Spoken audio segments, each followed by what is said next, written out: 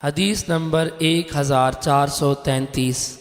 हज़रत इस्माइल बिन रजा कहते हैं, मैंने हज़रत औस बिन ज़मअज से सुना, वो फरमाते हैं मैंने हज़रत अबू मसऊद रज़ियल्लाहु अन्हु से सुना, वो फरमाते हैं रसूल अकरम सल्लल्लाहु अलैहि वसल्लम ने हमें फरमाया कि कौम की इमामत वो कराए जो इनमें से अल्लाह की किताब की किरात का ज़्यादा माहिर है और किरात में उनसे मुक़द्दम है।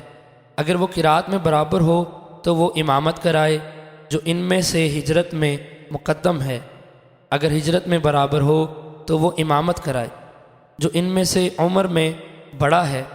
और कोई शख्स किसी की इमामत में इमामत ना कराए और ना इसके घर में इसके लिए मखसूस जगह में बैठे, मगर ये कि वो तुम्हें इजाज़त दे, या फरमाया मगर इसकी इजाज़त से बैठ सकता है।